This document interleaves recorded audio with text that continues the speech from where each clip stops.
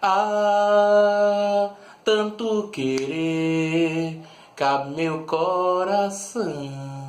Ô, vocês estão aí? E aí, galera, tudo bem? Professor Raimundo Poeta.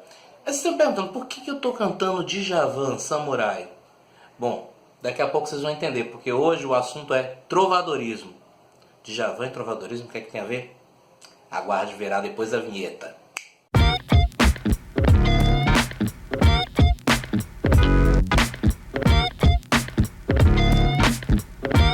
E aí, galera, tudo bem com vocês? Hoje a gente está trazendo para vocês trovadorismo, um assunto muito tranquilo.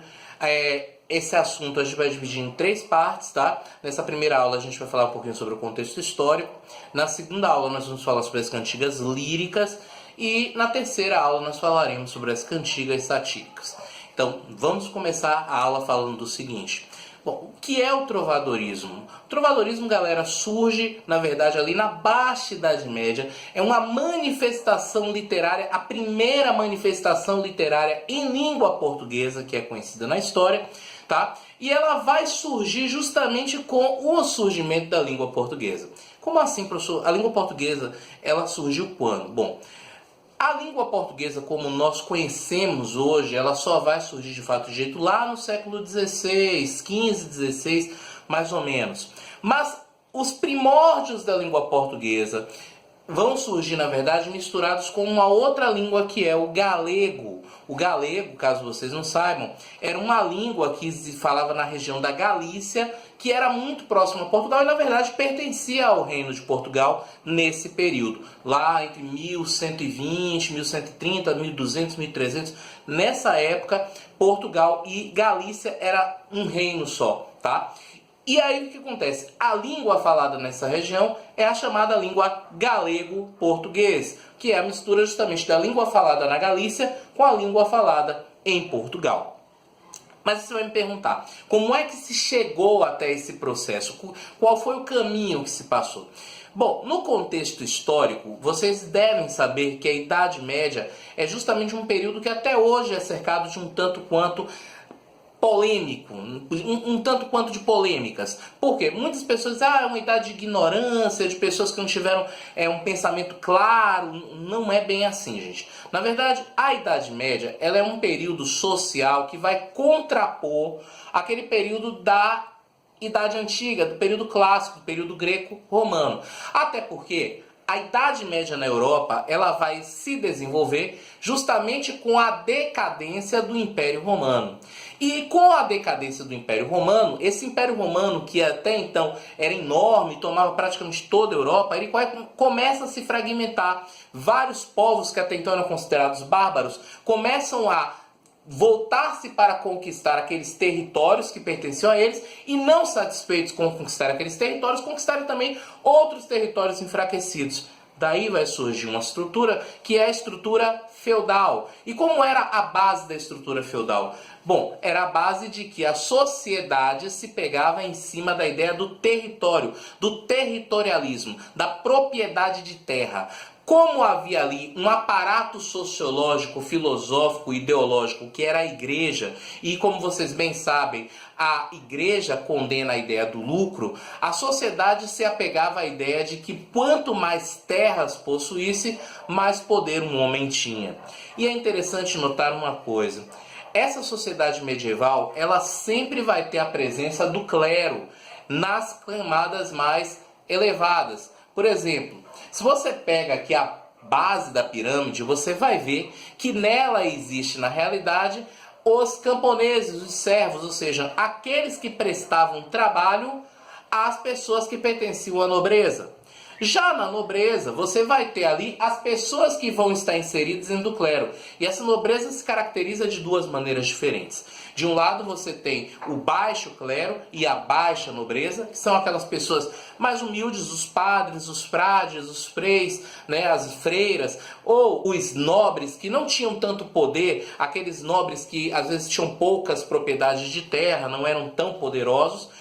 Em contrapartida, existia também o alto clero e a alta nobreza, que era justamente aquela rapaziada que tinha um poder maior, que tinha uma situação melhor, que estava mais tranquilo. Eram os bispos, eram os arcebispos, eram os papas, eram os nobres, proprietários de grandes terras. E mandando em toda essa galera aqui havia a figura do rei, que não necessariamente poderia ser uma figura de poder no sentido de propriedade de terra. Havia casos de reis que não tinham terras, mas o simples fato dele carregar o aspecto nobre, e lembre-se, a igreja agora investe sobre o rei uma figura divina, ou seja, a ideia da representação, até porque tem que existir ali uma figura centralizadora dentro do poder.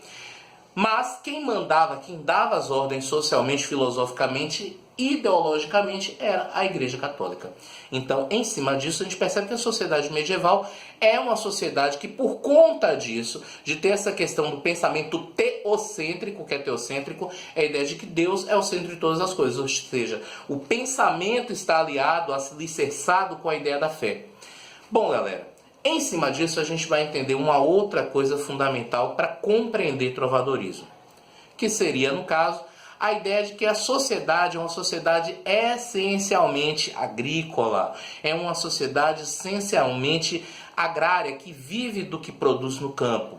Então, os feudos, eles se fechavam, eles sabiam que a terra era o seu valor, e era dali que eles extraíam tanto a sua riqueza quanto o seu lucro, porque haviam também relações comerciais, embora essas relações comerciais evitassem o uso máximo de moeda e preferissem técnicas como, por exemplo, o escambo, que você já deve ter escutado falar, que era uma troca, né, de mercadorias. Tipo, eu tenho 1 quilo de feijão de excedente na minha produção, você tem 1 quilo de arroz, está faltando arroz na minha safra, na sua está faltando feijão, então a gente troca arroz por feijão. Era basicamente assim que funcionava o escambo, que depois acabou gerando uma série de problemas, porque, por exemplo, se tinha uma entre-safra enorme de feijão e uma super safra enorme de arroz, faltava feijão, mas tinha sobra arroz, e aí o que acontece? O preço do feijão, por mais que não fosse praticado em dinheiro, acabava tendo um maior peso na hora da compra, enquanto o arroz acabava desvalorizando. Isso é só para vocês entenderem como era basicamente a relação econômica dentro da sociedade medieval.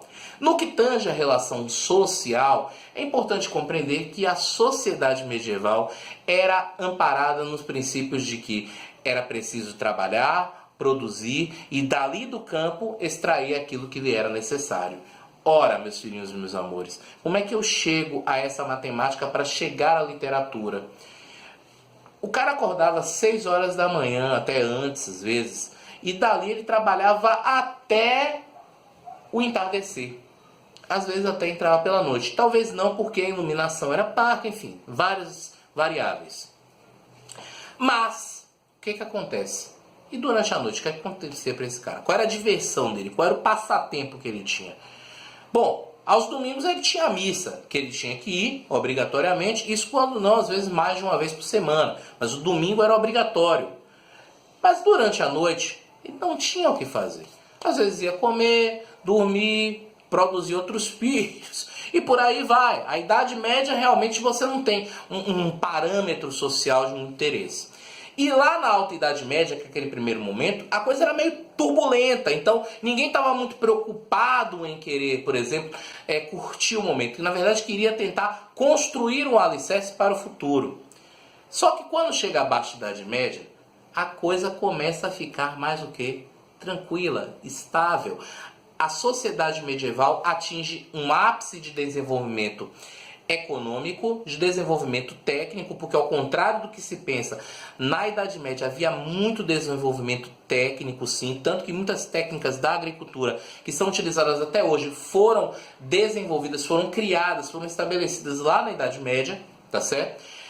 E, obviamente, que os feudos eram abastecidos por algum tipo de entretenimento. E quem fazia esse entretenimento eram os cantadores, os trovadores, eram os jograis, os segréus, eram os músicos que traziam entretenimento para dentro dessas classes. Só que assim, é muito importante que a gente delimite para entender quem eram essas figuras, né? Para começar pelo seguinte, haviam os trovadores. Quem eram os trovadores?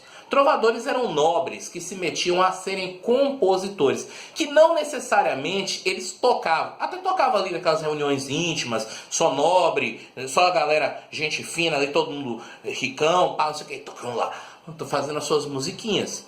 Mas também havia outras classes, como por exemplo o segrel, que geralmente era da baixa nobreza, ou seja, aqueles nobres mais, vamos dizer assim, classe média, comparando assim, grosso modo, com a sociedade atual, que tinham ali um pouquinho de luxo, alguma riqueza e tudo, mas no fundo, não eram lá figuras muito ostentadas. E eles se metiam a fazer música e muitas vezes utilizavam isso, inclusive, para ganhar dinheiro. Eles eram compositores profissionais, os segreus, tá? A gente também tem a figura do jogral. Quem era o jogral? O jogral era um compositor, geralmente um homem do povo, tá? Que se metia não só a compor, mas também a cantar e interpretar. Aliás, na literatura portuguesa existe um grande nome que é Martim Codas. Martim Codas, ou Codax, como alguns falam, ninguém sabe realmente como era, o cara viveu há mais de 700 anos atrás. Mas o Martim Codas, ele era um jogral, ele era um compositor do povo, um homem do povo, e foi dele que sobrou, inclusive, aquela famosa cantiga que todo livro de literatura traz para você, que é aquela que diz assim: ondas do mar de Vigo, se viste, meu amigo, ai, ué. Pois é, essa cantiga do Martim Codas é uma das obras de um jogral, o tal do Martim Codas, que era galego. Bom, e a gente tem ainda mais duas figuras, tá? A gente tem o menestrel e a soldadeira. O menestrel e a soldadeira era meio que assim, uma parceria.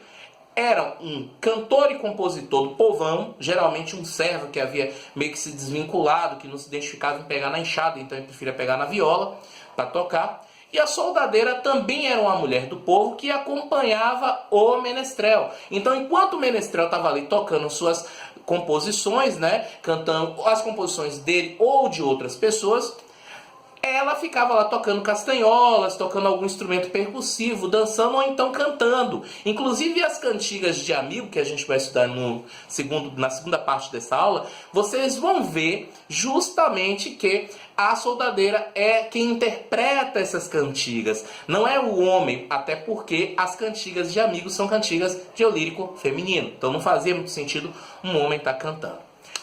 Um outro detalhe interessante sobre trovadorismo, que vocês precisam sair da aula de hoje sabendo. É importante entender que não havia um objetivo artístico na acepção da palavra como a gente conhece hoje, né? O objetivo era verdadeiramente um entretenimento, ou seja, entreter as pessoas, diverti-las. Opa, olha aí, Djavan no início da aula, lembra? Aquela ideia da música popular. A base da nossa música popular aqui no Brasil, em Portugal também, e no mundo, surge a partir das cantigas medievais que vão nascer ali na Europa. Porque não foi só Portugal e Galícia que desenvolveu a cantiga medieval. Na Inglaterra teve, França teve, os outros reinos europeus tiveram.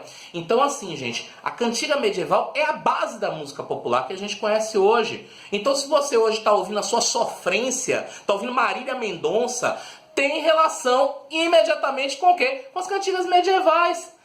Se você está ouvindo Djavan, tem relação com as cantigas medievais. Aliás, existem compositores brasileiros que baseiam-se muito fortemente nesses princípios das cantigas medievais. É só você lembrar do que eu estava cantando aqui no início. Samurai de Djavan, ó. Há tanto querer, cabe meu coração. Olha o eu lírico, a primeira pessoa falando ali, ele está expressando o seu sentimento. E isso diverte, você está ali ouvindo, ó, cantando, dançando com a pessoa do lado. Lá na Idade Média era o mesmo princípio. Logicamente que não tinha aquela coisa da galera batendo palma no showzinho, acendendo isqueiro, não tinha nada disso. Na verdade, lá o que as pessoas faziam? Ficavam assistindo a apresentação, divertiam-se do seu jeito medieval, né? Cada um no seu quadrado, ado, cada qual no seu quadrado. E assim, faziam verdadeiramente aquilo como um entretenimento. Na internet, se vocês tiverem curiosidade, tem algumas cantigas que são reproduzidas no modelo medieval. Mas na verdade, gente, que pouca coisa sobrou daquele período até hoje. Nós temos hoje 4 cancioneiros que são parte da literatura que reúnem os textos principais que sobraram, mas poucos desses textos chegaram com notação musical até os dias de hoje. O que é que isso quer dizer, professor Raimundo Poeta? Significa que a gente não tem ideia de como essas músicas eram tocadas. A gente tem assim uma leve impressão por textos de outros lugares que chegaram até a gente. Dentre esses textos que sobraram, lembra lá do Martim Codas? O jogral que eu falei anteriormente, o Codax também, um chamam Codax? Pois é, o Martim Codas, ou Codax, não importa, foi um dos poucos autores cujo texto musical, a notação musical conseguiu sobreviver até os dias atuais. Que no caso é a tal cantiga do Ondas de Mar de Vigo, que está no tal do pergaminho Videl.